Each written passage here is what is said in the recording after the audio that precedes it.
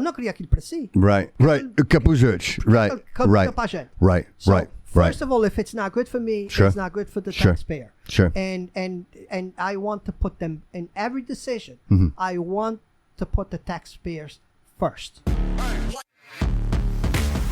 Welcome to the Bobby Kudo Show, where we dive into the fascinating world of human experiences and excellence. With special guests, real-life anecdotes, and thought-provoking discussions. Get ready to unlock and tap into your absolute potential with your host, manifestation coach, Bobby Kudo. Ladies and gentlemen, welcome episode 89 of the Bobby Kudo Show. It is my absolute pleasure to be in Studio B with Carlos Cesar. Welcome, sir. Mayoral candidate for the Florida mayoral candidacy coming up in November, primaries in September. Exciting times. Everybody's talking about it. I think this is the buzz of the city. And I just want to say thank you so very much, sir, for coming into the studio and taking this opportunity to sit down and tap into your journey. I know that you did other shows. There are other shows out there, and I appreciate the Florida Reporter and what they do. But I'd like to think that we do things a little different here. I think the Bobby Kudo Show taps into the person, the human. Mm-hmm. You know, you can go on any show you want, and I can take questions and ask you questions. But I think the questions only speak to the ideas that we have, as opposed to who we are and who the actual human is and what that journey is. I will tell you that I feel very close to you. We are both. Well, my mom and dad both immigrated here from the Azores, and both citizens. And I will tell you that I am a product of the American dream. So when I read some of the things that you write, and I've watched a lot of your videos, and I hear you, and it resonates with me because what you have done and what you have achieved, which I'm absolutely proud of you, sir, as an Azorean, that you are in the ring to be a mayor of a humongous city like this. Mm-hmm. So I'm very proud of that. I'm proud of my heritage, and I'm proud that you're here sitting with me today. And first of all, I want to thank you for the opportunity to come here, and not just to be in touch with your viewers, but to the citizens of Fall River.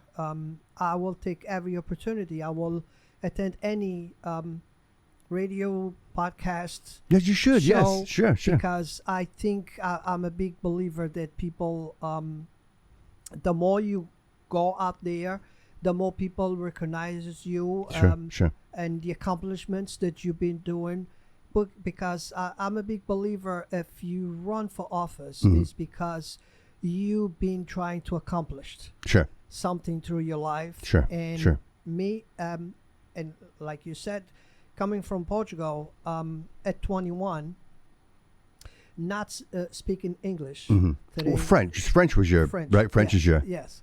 Was French because I went to school, so it was a lot easier to understand the French and Portuguese. It was a lot. I thought I was getting the easy way out. As a second language, learning the French. Yes. But what I didn't know was that I was gonna end up in less than 2 years. I was gonna after graduating. That was when end up over here, and I needed the English. Right.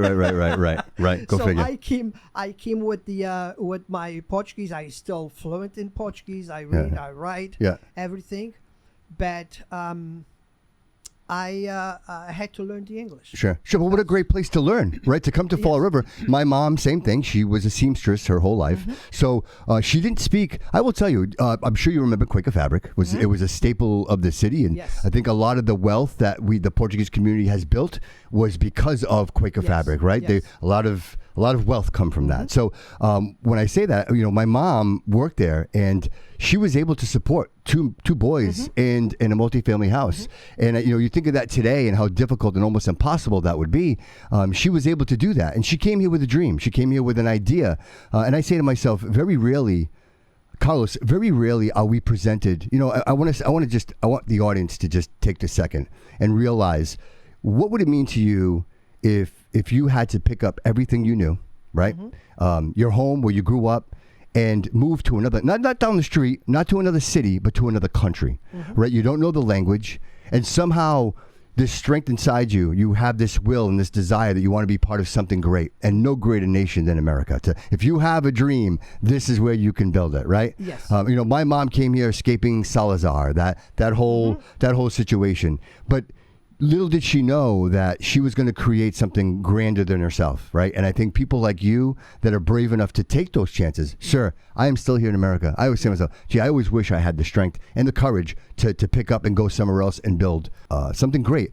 And the thing is you didn't come here just to come here. You had a business there. Like it wasn't like you weren't established. You weren't escaping anything. You were well off doing what you were doing there. Yes. So can you tell me a little bit about that business? Sure. So what happened was, and unfortunately, it's not like here that you have you lose your job and you have a check until you decide to go back to work. Right. Over there was not like that. So when I met my wife, she was working in a coffee shop, and then the contract ended, and she ended up with no work. Okay. So the first thing they found to her was to work in a bar, and she didn't feel comfortable. She went there. She worked one night. It's not for me. I'm used to sell coffee. It's a total different. So what happened was they said no more check. We found you a job. You don't take the job. No more check. You can't pick and choose. Exactly. I get it. We give you we give you the job. Right. You know, take it or leave it. Exactly. So what happened was I ended up opening my own representation from Sony. Okay. So I opened a stand with all from dishwashers to refrigerators, TVs, everything that the Sony was building. Okay. So they provide me the showroom. So they fill up my showroom. Yeah. And then I was selling. Is this in Punta Delgada? In Punta Delgada. Okay. So at the time was the video cassettes was the movies. Was like, VHS, right. Beta, out, VHS, right. Well, Sony was Beta, right? That was Beta. Exactly. Yeah. So and then I opened the business. I opened a video store, and I was selling all the stuff from Sony. So you were doing well, because yes, right? Yes, I was doing well. Yeah. I was doing well, and I think that kind of facilitate faster my paperwork to come over here, because they say, well, this guy's doing okay over here. Right. If he doesn't make it there, he's going to come back in here again. Right. And actually, I came here. I start working at the dishwasher at the Leone's on the waterfront. That was my first job. The Cove now, right? The Cove? The Cove. Yeah. Leone's. I started working over there. Yeah. And from there, 5 o'clock, 4 o'clock in the morning, I will go to Madeira's Bakery on Eastern Avenue. Yeah. And I will work there until 2 o'clock. Then I leave there. I go to Leone's. So it's like 4 hours sleep, 5 hours sleep, whatever it takes, back to back. But that was the hustle nature, because look, my mom would tell you, quando a gente estava lá, aquilo era trabalhar ou não tinha nada. Like if you didn't get up and you didn't get wood and you didn't milk the cow, there was nothing. There was nothing. So and on the meanwhile, my poor mother was the one that had to take care of the store back in Portugal. So 6 months, I told her, let's try 6 months. And that's what happened. 6 months after, I liked it here.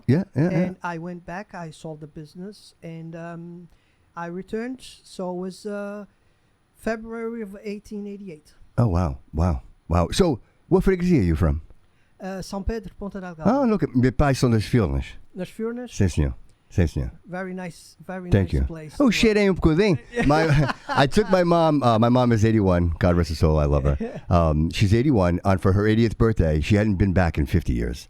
I said, and she, of course, reluctant, 80 years old. I said, Mama, we're going to go. And I'm very grateful that we did, because my madrina was there, my godfather, who since passed away. It's as almost the universe gave me a chance to see her one last time before she passed. And I will tell you that the one thing that I found when I never went my whole life. So I was 50 years old. So when I got there, it was very familiar to me. I felt like I had been there before. Yes.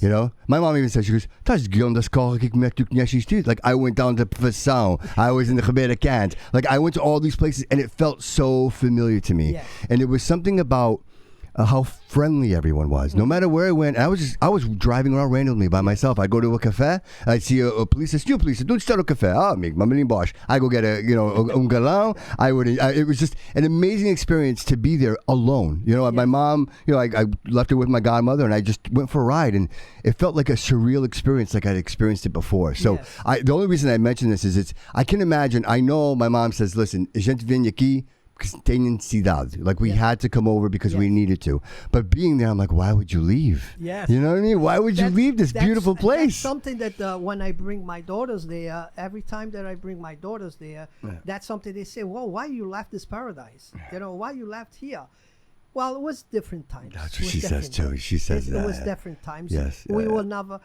And to tell you the truth, they're still struggling. Yes. There. Agreed. They're still struggling. Agreed. I think they have a situation with their elderly. I think that they have an aging community, and I think again, not to tell tales. My godmother, God rest her soul, she was having home care, but it wasn't enough. She had an accident. She slipped. She fell. She banged her head. But one thing that I've been noticing in all the years that I go there is how much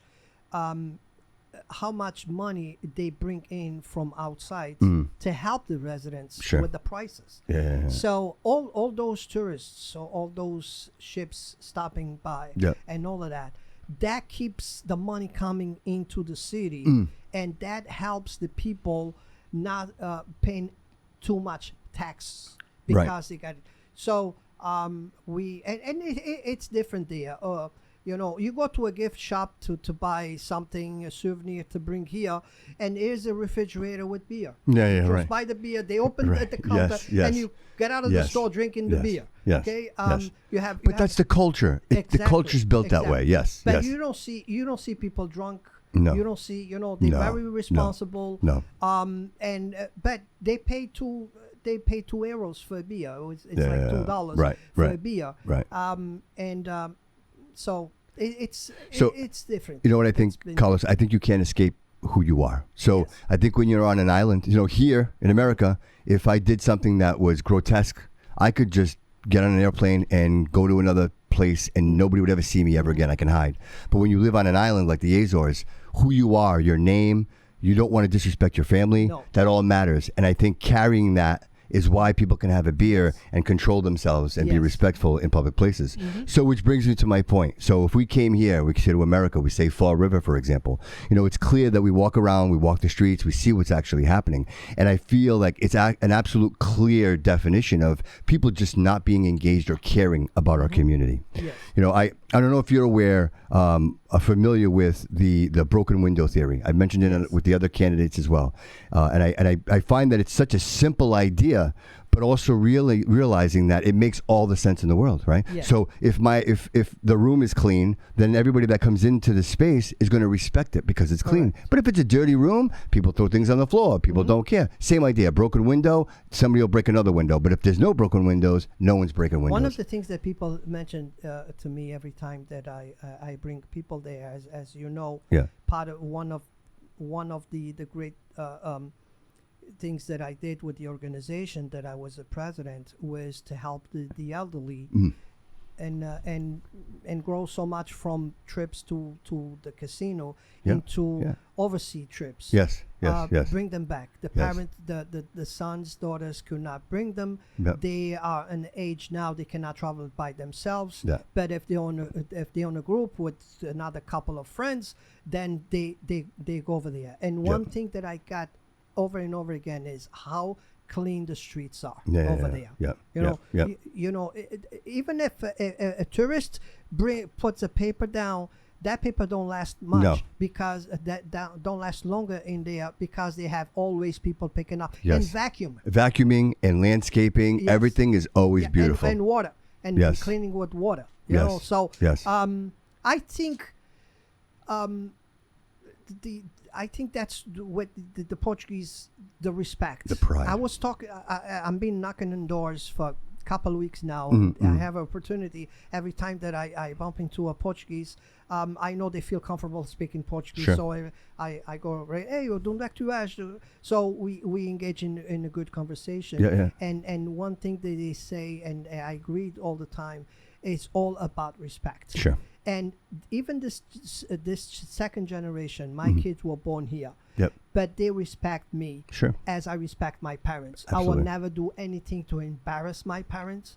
So my parents will never be point out on the streets. Oh, 100%. that's the father of the guy that did this or did that. Yes. So yes. and the second generation that we see, it's the same thing.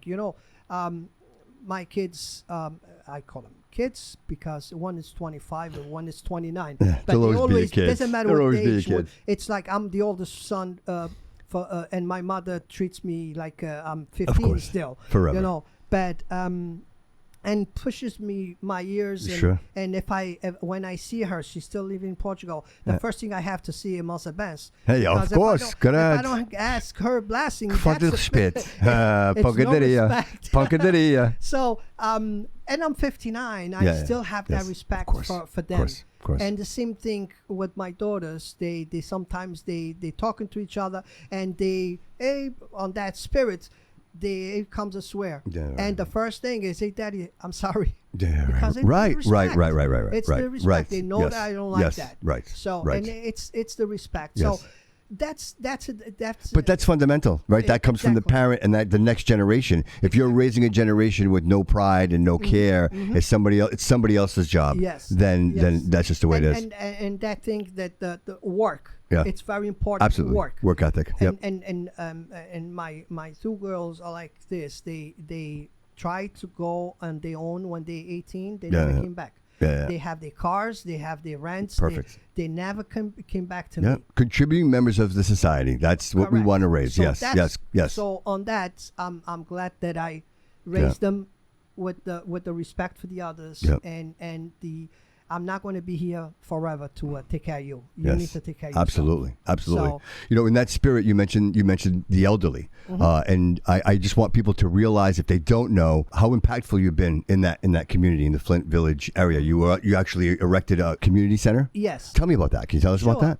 One day I got a call from a city council president saying, Carlos, we have somebody that wants to buy the mill on Alden Street. I think you should go to the table. You should go and see what this project is about. Yeah. And I did. We had lunch at the lawyer and the owners from New York, and they were like, we are all about community. We want to give back to the community. So you, as the president of your neighborhood, what can we help? And at the time, I had plenty of conversations with the person in charge of the senior center on the Flint, and we used to do all kinds of help on the senior center. And I remember the place was very old. The carpet smelled bad. Every time the rain, they had to cancel days at the senior center because there were rain inside, like outside. The owner didn't maintain the building. So I said, here's the opportunity. So we need a senior center. And they, we'd be glad to help you if we get the building and if we go ahead with the project. So it's okay, let's work together. What do you need from me? Sure. From us, they want a lot of support so they could get the tax for the building. Sure. And return, they will give us a free senior center. Oh wow. So right now we have a 6,000 square feet. Oh wow. Senior center, Oh wow. brand new kitchen, which we serve. The senior center there serves 60, 70 meals. Come on. One every That's other amazing. day. That's amazing. It's amazing. Yeah. And the cost at this to the city is $1 a year. Oh wow. Oh For wow. rent, Oh because wow. They have to get it. Of course. So So of course. was $1. That's amazing. per That's year. amazing. And you negotiated all that. I negotiated. And that's important. People need to know that, because the next mayor of the city has to be nimble, has to be able to negotiate. I think that's so very important. Carlos, I'll tell you this, man. There's low hanging fruit everywhere, right? We can the homeless, easy, right? We see it every day. The streets, the condition of the city, we see it every day. I think it's the people that don't make any noise. It's our senior citizens. Where are they? Yeah. We don't see them. We don't think of them. It was great. I was talking to Chris Peckham, and we were talking about, Milliken Boulevard, and Canal Street. you mix these senior citizens with younger people, and it just doesn't work. And unfortunately, these senior citizens, they don't complain because they don't want to lose their place or their home, right? So I got programs for the seniors. I got programs.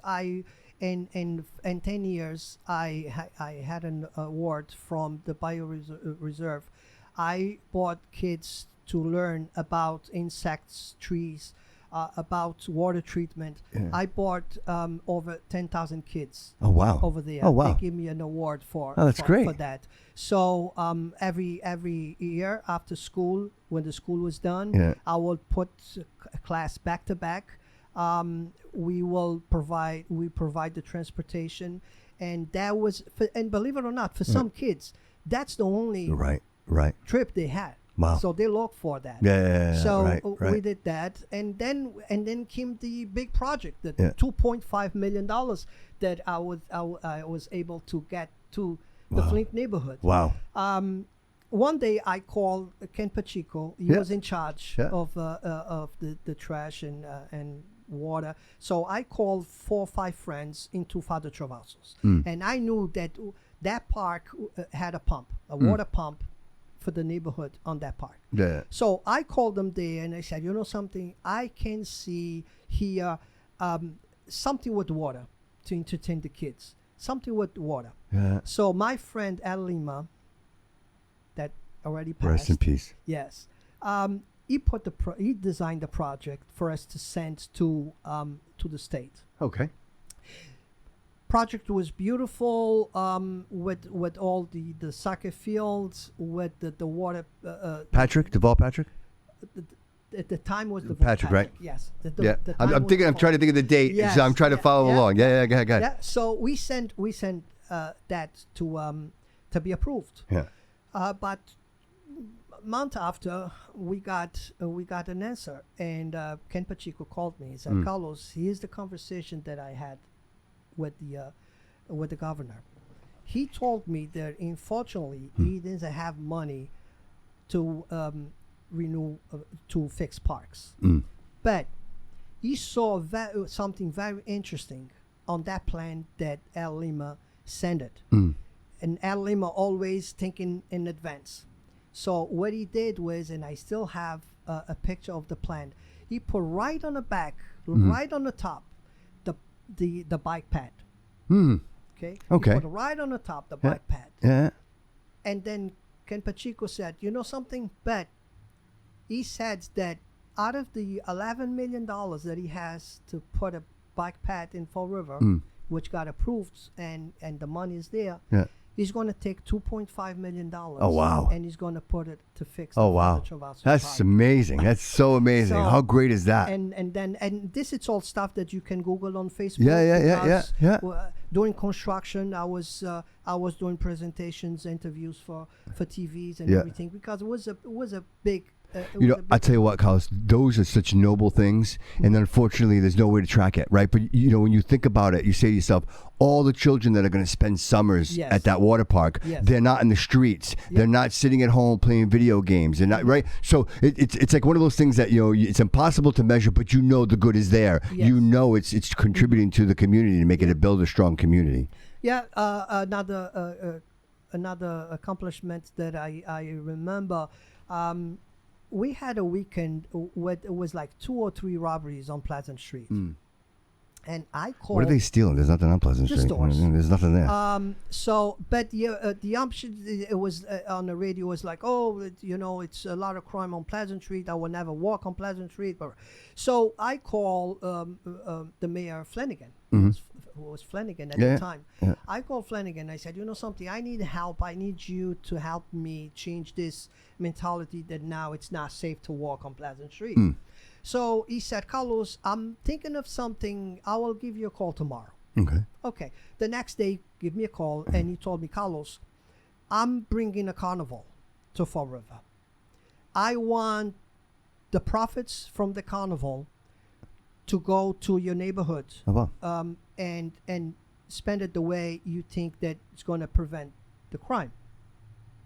I hang up the phone from Mayor Flanagan. I call the Chief Rosine. Yeah.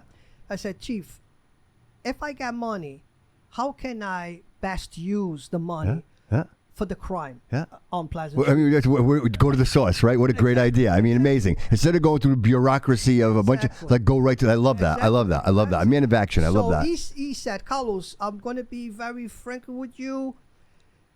If you get me the money, I probably can put one extra cop on the streets, maybe for a month, 2, depend how much money you're going to get. Yeah.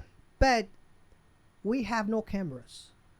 So if you could provide us some cameras, that would be very, very good for the city. It makes sense. Somebody's just sitting there. They can watch the whole area. So I talked to the carnival guy, very, very nice person, still in touch today. I had lunch with him just a couple of weeks ago. Yeah. And I tell him, you know something?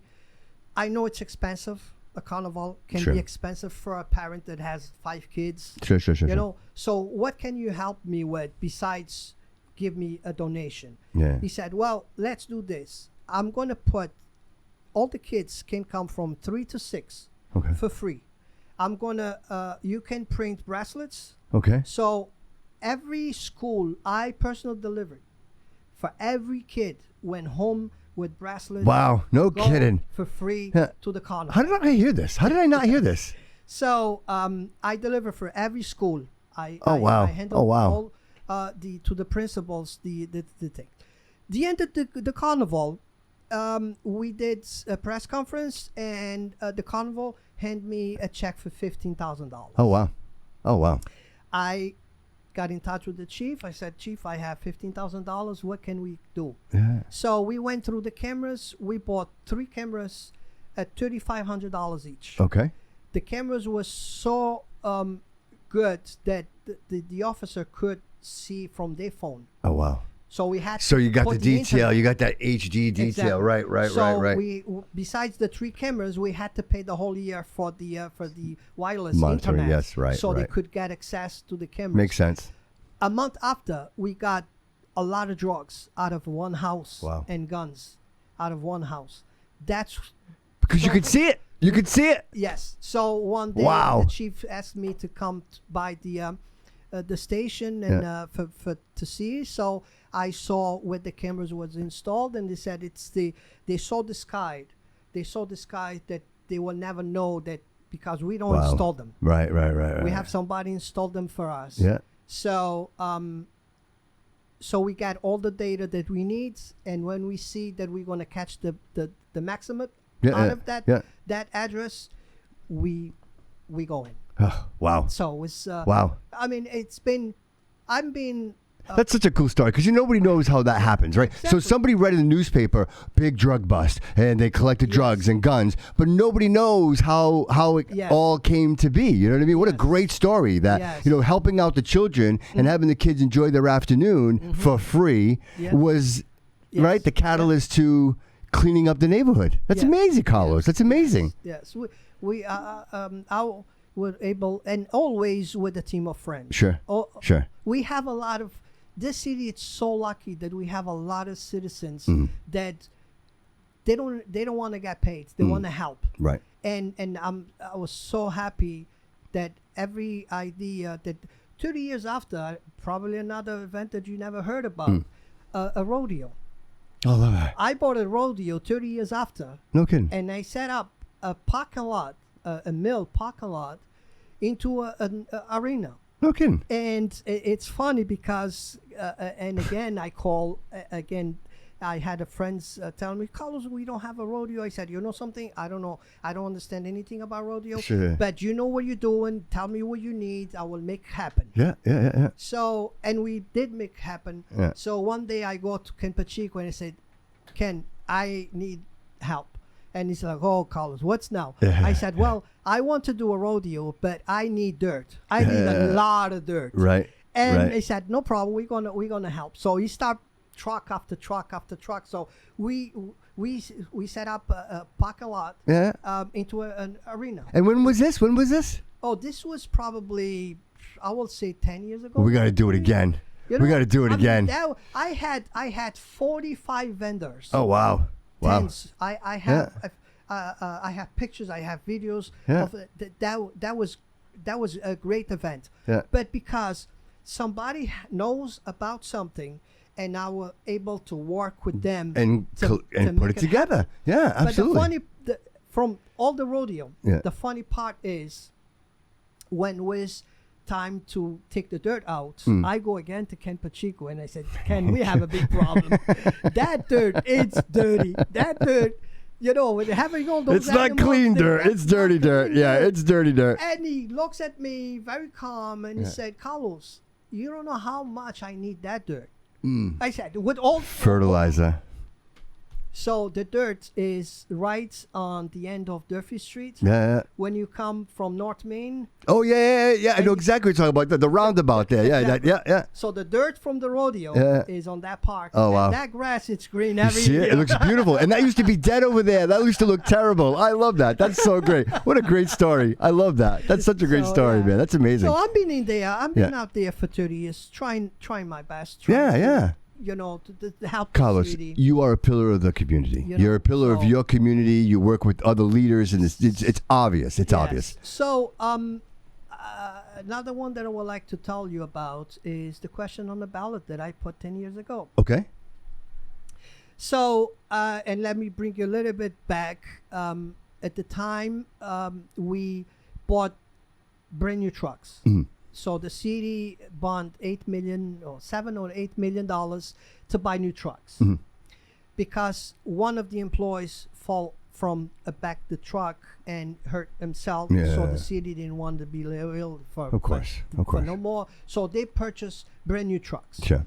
10 years after, the city decided to go in a different direction. Mhm. So we sold those 8 trucks or 7 trucks for $1.1 million. So right there, Yeah, that math doesn't the work. taxpayer Yeah, math doesn't work. still have a bill Yeah. at the time to Wow. pay $7 million and don't have the trucks. Mm. And then it was the brown barrel and the green barrel and the blue barrel and then the purple bag. And then the pink So I barrels. said, Yeah. Here was a solution. Mm. Let's build a transfer station. Let's ask the taxpayers of Fall River if they want a transfer station, if they want to pay for a transfer station. Yep. Because that will resolve a lot of problems. Sure. And generate revenue. Right? Another revenue. Yes. So I contact Michel Dion and we worked. We put the question on the ballot. Mhm. The question on the ballot got 10,055 votes Okay. approving to do it. Oh, wow. The administration at the time just turned around once again and didn't accept the taxpayers' voice. Yeah. What they decided to do. So what they do is they go into a contract. Mhm. They go into a contract. At the time, 10 years ago, the construction was going to cost us $13 million. Okay. The revenue by now, 10 years after, that bill would be paid, Mhm. the $13 million. Yeah. We will be collecting trash from surrounding areas in Fall River and collecting big revenue Sure. to help the tax. Instead of paying somebody else to do it. Instead of paying somebody else Yep. to do. When this administration started, Hmm. he put a task force together, and I have it in here, the recommendations Mm. that they give him. And what happened was, once again, it turned around. Second time that the taxpayer lost money because the contract that we pay now Yeah. is double of that contract if they had gone into that contract. Why do you think? Okay. And guess what? Next year, just for pickup trash, it's going to cost us $13.5 million. Wow. The price that we could have paid 10 years ago And resolved the problem. And done with it. Yeah, and done with it. I seem, everything to me is a continuance. Yes. They just keep pushing everything. Even with the emergency building, right? With the EMS, like that whole situation. Why are you waiting until the last day, sitting down with the land? But the problem too I see is nothing has a plan. Nothing has a vision. It does. Nothing has the end of we're gonna sacrifice this, but that's what we're gonna end up with. Yep. Okay. Yep. It's nothing like that. Right. It's no plans. Nothing that's going to benefit the taxpayers. Right, They're right, living, paycheck to paycheck with no saving money. Right. They live paycheck to paycheck. This year is 5 years ago was $272 million budget. Next year is going to be $451 million. So it's 90% increase, $240 million. And still no plan. So next year when they do 2027 budget, it's going to probably be on 600-700. Yeah, but where does it come from? Like, you know what I mean? Like, at some point, from the taxpayer. But that's what I'm saying. At some point, there's no more. Like, you can only take so much. The vodka only gives so much milk. Like, you're going to run out. You're going to run out. And that's what's happening. It's business are closing. Yes. The people are throwing out of the homes. There's no place to park. If I have a business, I can't park anywhere. The streets are an absolute mess. You know, and I just want to, since we're talking about it, I know that you're an advocate and you want to do a forensic audit. I know that you want to do that. And so, you know, although I am a fan, I agree with you. But just objectively, I'd like to say, what's the point, right? And I'm saying this objectively. So we do an audit. We discover that all this money went to certain people. What are the consequences? Carlos, what are the consequences? Because we see this happening over and over and over again, and we find out the truth, and it hurts so much because we do nothing about it, right? So we know they're doing the wrong, and then they get away with it. Accountability, okay? If you did something wrong, I'm not going to move your position to another position, hide you under a desk for a year so people don't remember you anymore. Right. No. You did the mistake, you did the crime, you're going to pay the time. Right. Period. Right. It's no question about. Right. Now. Yeah, but will the DA do it? That's my problem. Will the DA do it? Like, if you found someone guilty, right, and now the DA is investigating, what do they do? Do they just push it away, or do we hold the DA accountable? It's possible. Right. But on my side, one thing is that employee will no longer be robbing the taxpayer. 100%. At least that, right? At least that. You don't work here anymore. Exactly. At least that. Exactly. At least that. So, I think it's very important for us people to be, in charge, respectful. Yep. Everybody needs to be respected to the taxpayer. Yep. At the end, my belief, I'm going to fund accounts with a lot of money. Yep. Because $242 million, in 5 years, seems like a lot of money. That's a lot of money. So, with nothing to show for it. I'm going to give you two examples why I think that's a lot of accounts there that the taxpayers don't know about. I'm going to bring you back to one example. Flanagan administration. This was years ago. Yep. 15 years ago, maybe. Everybody was, and Joe Good, I confirmed with Joe Good, she reported that on the Haddle News back then. Everybody went home with a pink slip because was no money on the budget on a Friday. On a Monday morning, big conference, he found an account with $5 million. Okay, that's one example. Let's board it now to today. They just approved a budget last month. 10 people die on a fire. 24 hours, he found an account with a $1.5 million. See? That hurts, Carlos. That hurts, Carlos. That hurts. It's money on that budget. People are dying. It's not just being sneaky. People are losing their lives. Exactly. That's something different. But that's what I don't understand is where is the priorities? Right. The priorities, the first people should be coming for money to make sure they're full funded. Yep. It's crime. It's schools, which 3 years with no contracts with the teachers. Yep. It's the fire department. It's the police department. They should be the first ones on the table. 100%. When we finalizing the budget, and I don't have money on the budget for pay raises, okay? Or if I don't have money on the budget to hire the consultants. Yes. No, the assistant of the assistant of the assistant. Yeah, to consult the assistant. Exactly. Yeah, right. So it's like one full-time and 5 part-times doing the job of one person. Exactly. Then if I don't have money for them, hey, too bad. I don't have money for you. Right. But my city, it's safe. Yep. I have all the fire department budgets. Yep. Everything they need to do their work. Yep. And that it's the last thing that I'm worried about. It's somebody that got a job last year and is going to get a $15,000 raise every year. Sure. What happened to people at City Hall for the past 2 years? Right. $15,000 pay raise every year. and you have people dedicated to the city, working at City Hall for years. They don't want to lose their still job. making $20,000 a year. You know, that's the part that. And don't complain. Don't complain. So yes, I decided to run 2 years ago. 2 years ago, I said, we need to put somebody there, and I promised myself that I will have a different option coming next time that I go out to vote. Okay. Because I will have a different person to vote for. Sure. So I came forward. I opened my financial, because this is an account that people saying, I didn't know that you was running. So I'm out there for 2 years telling that I'm going to run. Right. I opened my financial account with the state a year ago. Yep. Okay. So I'm being out there talking to people already. That gave me, and the reason I came out first, it's for two reasons. Number one, people know that I'm not looking for a paycheck.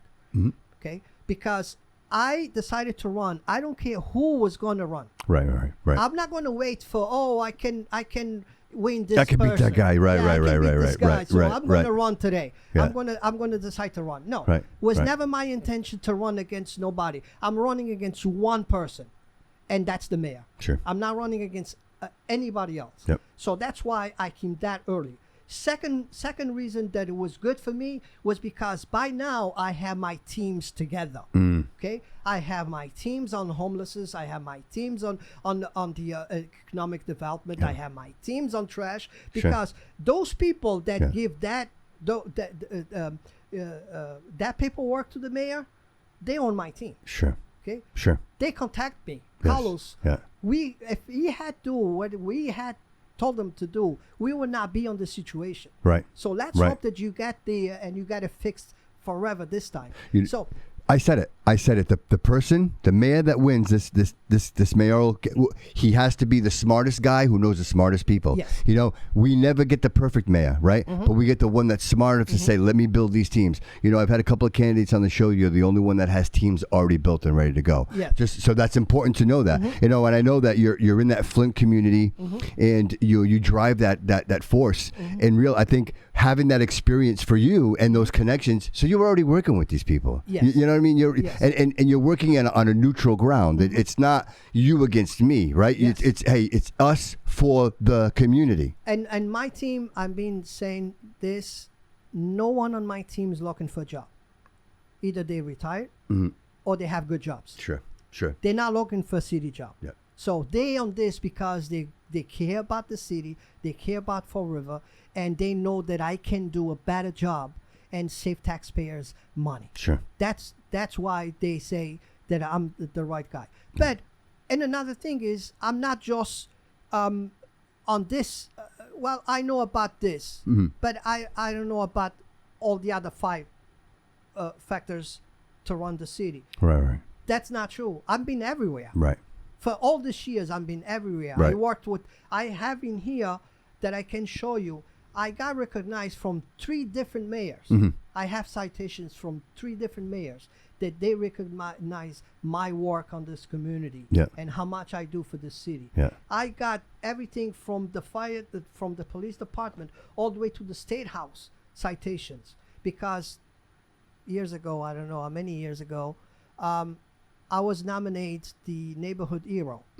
So I got a bunch of citations. And a lot of things, a lot of organizations try to recognize me.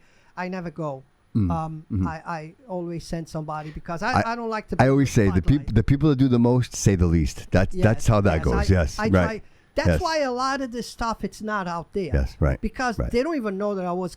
Carlos, that's why you're here. That's why you're here in this studio, because people need to be aware of these things. People, we have these pillars of the community where, I think one man does the work of 10, right? Because we have to, because you have to. It's the same reason why I'm here, because I feel like there's a calling. I want to help my community. It's not about money. It's not about fame. It's about being a voice and saying to myself, you know what? My children are here, and one day I will expire. What's my legacy? What am I leaving behind? What are we leaving behind, Carlos? And if we go back, I didn't at the time. I didn't even speak English. I was already involved on the on fundraisers for the House of Torn. Mm. I don't know if you remember, on Bay Street was the last place for people that were going to pass with cancer, and the families could not take care of them, so they will place them in there. Yeah. So we raised thousands and thousands of dollars, and I was involved just entertaining. I was not speaking English, but they were putting shows together. The ladies at the shops will sell tickets, sell cakes and malasadas. So to raise, and then at the end we will do one show with Raul Benavides. Yeah, of course. Rest in peace, Raul Benavides. Yes. Raul Benavides. I was pretty much a clown for him. I went to stage like 5 times doing the show. I would go backstage, change, and come back again, just to entertain. So I did that. The crazy man. Then we did. I got contact. Fire just burned down a Portuguese marching band place on Bafford Street. So then I became the president. So we raised money. I did big. Is this at the Banda Nutrition de Luge? No, Banda Suriana. Suriana, okay. Then we did shows. They lost uniforms. They lost instruments on the fire. So they came for help. I got involved. We did cruises on Big Queen in Bristol. To fundraise money for them. And then we did a Christmas show. We did a Christmas show with Ed Limber was singing with the band at the last at the end of the show. We raised money, so we got new uniforms, we got new instruments and everything. Oh, wow. My job there was done. I moved to the next one. I was the vice president from the Sociedad Cultural Lusitania. Okay, right across from the court. Yep. We used to have that building there. I was there for 10 years. Then I moved from there into the Flint Merchants Association. Okay. And then from the Flint Merchants Association into the Flint Neighborhood Association. So, I mean, I've been out there trying. Yeah, but Carlos, this is all driven from inside you. Like, you know what I mean? Why do you do it? You know what I mean? You came here from another country, but you didn't just come here to live. You came here to explore, to make it better. And I'm here. I love this country. How can we make it better? To the point where I will tell you, Carlos, I love my community. I support my community, but I've never thought saying, hey, I'm going to run for mayor, because I've always thought it's such a huge, monumental task. And one of the reasons that I'm running for is for all these accomplishments that I did. I lost a lot of good accomplishments because I didn't have the power. Right. If you had the pen, I remember when Harbor Mall closed down. Yeah. Okay, I sent emails to developers for a water park.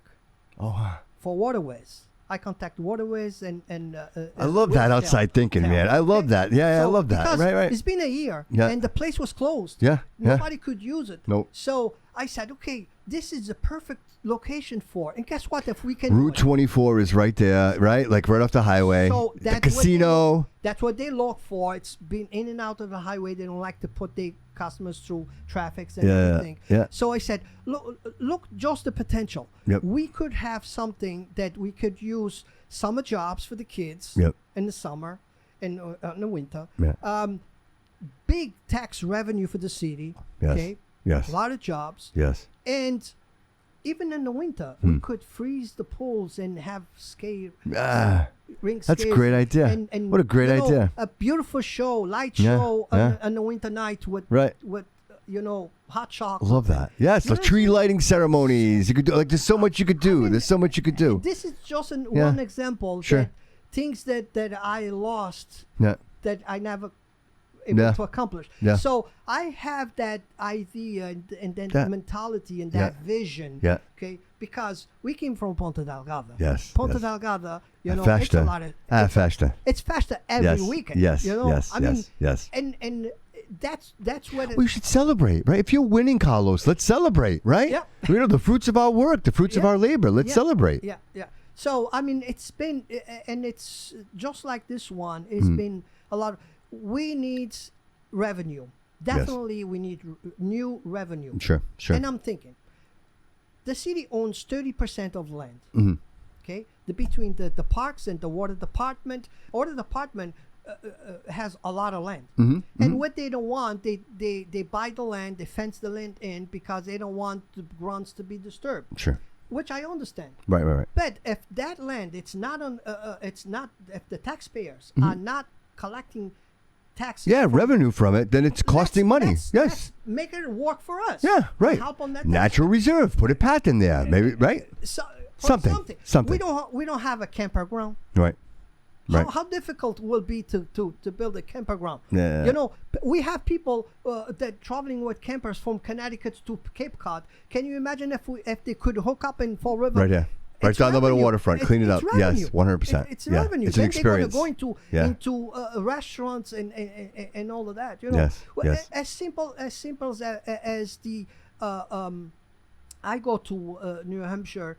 My kids love to go there for entertainment. Yeah, it's beautiful. Zip lines. Yes, zip lines. Yeah. How difficult it is to get an investor that wants to come to Fall River and invest in a zip line? We're on the Fall River Freetown line. We have all that forest over there. We could utilize some of it, right? We have a so many resources. Of land correct. That yes. Could be nobody's thinking like you, Carlos. Nobody's thinking like you. Know, I mean, Nobody's thinking this way. I have a lot of things on my head that this city is going to be a huge turnaround. Yeah, Carlos. I mean, I don't want to keep us too long. I know you're a busy guy, but let me say this: do you like day one? Right, day one.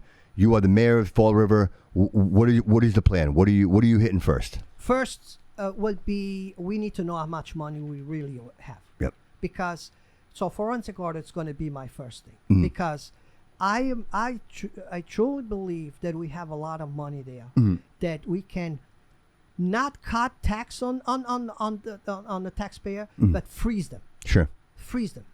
Let's see how much money we can save the taxpayers. Sure. And put it back on your pocket. Yeah. Between new revenue and money that we're going to fund on a budget, $240 million in 5 years. It's a lot of money. Yeah. Right. Okay. I believe that we can turn the city around. Sure. You know. And try new stuff. Yeah. Whatever we're doing, administration after administration, whatever they're doing is not resulting. Right. We're getting worse and worse. Right. We need to put a stop, ARPA. turn around, and try something different. ARPA? Yeah. Yes. $87 million. Where? Yep.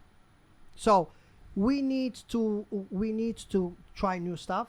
We need new ideas, and we need to turn the city around and put the taxpayers first in every decision. Sure. Because if it's not good for me, it's not good for you. It's not good for the taxpayer. And everything that I've been accomplishing till today is like this. If it's not good for me, it's not good. I'm not going to sell it to nobody else because it's not good. Right. It's one thing. If it's not good for you, it's not good for anybody, right? Correct. Right. So, right. Because at the end, I will get blamed because, you would. Eu não queria aquilo para si. Right. Capuzich. Right. So, first of all, if it's not good for me, it's not good for the taxpayer. Sure. And I want to put them in every decision. I want to put the taxpayers first. And my plan is to put money back on their pocket. Okay. Because they're the ones that deserve. They're the ones that most of them work their entire lives and they've seen everything going down. Gone. So I had Chris Peckham in that chair, and he is an advocate for the incinerator project. What's happening there? And I be honest with you, like I've been my ear to the ground. Like I try to listen, and I haven't heard anyone else talk about that. And I think it's so very important to realize what has happened there. And I like to mention it because it'll absolutely be important. If you become the mayor of the city, that. How we manage that. I know there's a push for the $16.9 million. They want to bury it. They want to build things there. But I also feel that the citizens that had bought and purchased properties in those areas, they have a right to know. Yep. And if this is toxic, if this is something that's dangerous. It's very important. It's very important to be very clear with them and not lie to them. If we're going to go through a tough 2 years, don't hide from them. Tell them, something? I have the solution, but we need to go through this period to get us there. But that's what you're going to see when we get there. But right now it's nothing there. Right. It's nothing there. It's right. we living year to year, and the taxpayers are, I see it this way. if I don't make enough money, if I have bills, it's two ways that I can pay my bills. Either I cut expenses to make it on my budget, or I fund more work. Okay. Yep. So that's the same concept that we should have. Sure. Okay. Sure. If we don't cut where we are overspending, okay, we need new revenue. Yeah. Of to course. help them. Yeah. Not there has to be an offset. going back to the tax and taxpayers' pockets. It's not the solution for a problem. Sure. Sure. That's what I think. Sure. And that's what everybody's convinced is. If we need money, we go back to them. They have money. So, Yeah. Oh, I just happened to find $5 million over here, just by accident. And then one last question, Carlos, and then I'll let you address the audience. But I think this day and age, and I know you mentioned the budget, and I realize that you're very passionate about that. And I say to myself, I think this would be a great opportunity to leverage something like Doge. I know Doge, they sometimes take these requests and, they do this as for free. They don't charge anything for it. It's a service that they provide. And I wonder if that's something that you would consider tapping into. And the other, and along with that question is, do you feel that if we are in the prefaces of AI, and AI being, I think, a huge factor in the way we revolutionize and streamline the books, right? Let's just say the books, because I would say City Hall is probably packed 3/4 full of paper, right? Paper. Yes. What if we could eliminate all that and utilize AI? Is that something that you're open to? Is that something that you would consider? Because it's easier for us to press a button and have all the information that we need. That put 5 books of 1,000 pages each and go line by line trying to look for one problem. Yes. That's something Yes. that we need to work on too. Right. Because how many times city councils ask, well, we would like to have that number. What's that number? Oh, I don't have it right here. And why they don't say we're gonna hold the meeting and you're gonna get the paper? Because they know that they're gonna bring the books and they're gonna be on the table looking for the line that they're looking for. Right. So it's impossible. Right. To to just hold a meeting. Of course. And for them to get our number. Of course. But if we have that on AI the system and have a system in place, that you press a button, you put in the query and it says, all the here you go. information is Yes. Yeah. There it is right there. Yeah. And I think, that's where we need to be, because I think with too much paper, you hide too much, right? There's no checks and balances. Yes. And, and I see it in you. You're Azorian, my mom Azorian, and every penny counts. Oh, every single penny counts. She taught me that, and I believe that. And the fact that I live that mantra, like my mom told me to, it gives me the ability to give back to my community. We are constantly supporting the community. Mas a gente costuma dizer em português, a galinha enche o papo, não é de uma vez, é de grão a grão. I love that. I love that. I love that. I love that. It's true. Tem razão. And in English for the audience? The way we fill up, it's not all at once. It's Bite. bite by bite. Yes. Amazing. Carlos, it's been such a pleasure to have you here. I tell you, I enjoyed all the interviews, but I feel a connection to you, sir. I'm very proud of you. I'm very proud to know that you're from the Azores. I love my culture. I love my country. I am very proud of my family. My grandparents came here. My mom came here. I grew up in the house across the street, my vavo and my vavu. My mom owns property here. Like we live the American dream. I live the American dream. I have the pleasure of having you sit in that chair, sir, and share this opportunity with us, talk about the journey, because they took the chance and they came here and they built legacy. And I'm so very proud of that, and I'm very proud of you, sir, and I'm so glad to have you here. I appreciate once again, thank you for inviting me. I had a great time. I Wonderful. hope the residents of Fall River give me the chance to represent them and the opportunity to work on their behalf on the 6th floor and to try to save them money. Excellent. It's time for us to start save money. 100%. And just real quick, Carlos, if people wanted to contribute to your campaign, if they wanted to get a hold of you, what's the best way that they can do that?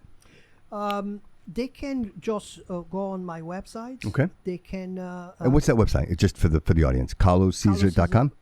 Or is it for mayor? Or sometimes VoteCarlosCesar.com. Okay, VoteCarlosCesar.com. So I appreciate if you could, in any way, help me. I have people asking me for signs. I have people, I almost late coming in here because I was knocking on doors and I bump into somebody that really. I would have waited for you, Carlos. I would have waited for you, buddy. I didn't know it was live or not. So that's why I was like, I think I'm going to. In true fairness, like David actually considered, he's like, hey, what do you think live? And I said, I know what, Carlos, I don't think it's fair. And I think if anything, I'd love to have you come back. I think you have the same opportunity as the other candidates that came on here. I didn't do live with them. So, I think that's an added pressure. And I really, honestly, never mind anything else. I really wanted to talk to you. But even if it was live, I think we did good. Oh, I think we did wonderful. I think you did amazing. Absolutely amazing. I'm proud to know you, and I hope I can call you friend. Sure. Carlos, thank you so much. It was my pleasure to come in Thank you, here. sir. Thank you. Thank you. Anytime I'm gonna hit as much shows I can because I think it's the best way for people to hear from me. Right. I'm a bigger believer in shows. Yeah. I'm not that great believer in debates. Yep. Because how much can you answer in 3 minutes? Sure. I don't think it's fair for the candidates to have a debate when they have a question in 3 minutes to answer. Right. I don't think it's fair. In shows like this, then we have an opportunity. Yeah, it's a three-dimensional view. To Yes, put absolutely. out there Yeah, absolutely. who we Yes, are, yes. Right. What we want to do. Right. And well, so. Right. Some people would argue that and say, well, how are you doing under pressure? Like, how do you, if I hit, I have no problem. Right, exactly. I can see you're cool, man. I can tell you're chill. Absolutely. I had shows at the BCC studio for years. Yeah, right. I can tell you're very comfortable. Was live. Okay, let's do it. Let's do it. Yeah. Real quick, you mentioned Raul Benavides.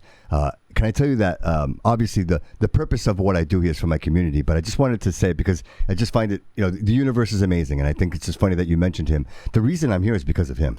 My Vavu, who lived in that yellow house right in the corner, if you remember, they used to do the procession every year. Yes. Pasavaki. Yep. So Raul Benavides would ask my Vavu, hey, can I set up on your roof? Because he's like this got the corner store. Yes. And my Vavu said, of course, they sit there. And my Vavu would be all proud, with his big key ring and be up there. And there's Raul on his roof. And I remember being a little kid and coming up on the roof and seeing Raul. And I was like, oh, wow, the headphones, the microphone. Yeah. And he said, come on over. And he sat me on his lap. Yeah. And he put the headphones on. He was great, man. I'll tell you, man. And so wouldn't you know, like 20, so let's just say 20 years later, I'm working at Comcast. And I get a trouble call, and it's his house on Highland Avenue, right? Yes. I walk in the door. He sees my face. He goes, yo, Vavu Marian. I said, yes, Marian. I said, how do you even remember that? And so, long story short, he asked me, he's like, hey, would you be interested in managing my equipment? He's like, I have a lot of, and he was still FM, AM, I should say. Yeah. And so he had all the analog equipment. Yeah. So, I mean, did you ever go up there? Did you ever see it? Oh, yeah. It looked like a school bus. It was so humongous, right?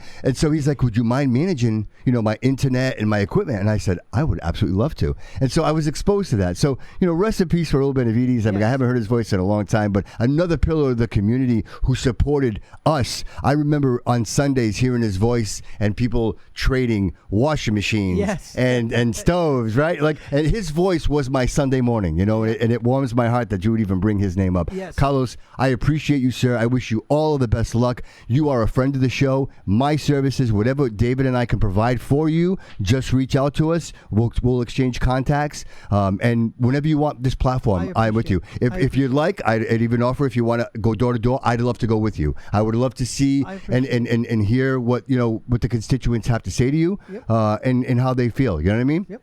And you're more than welcome to go see my mom too. I'm sure she'd love to talk to you. Oh, yeah. Carlos, thanks again. I appreciate you. Thank you so much. Carlos Cesar, go and vote for him in November. We get the primaries coming up first, but of course after the primaries in November, right?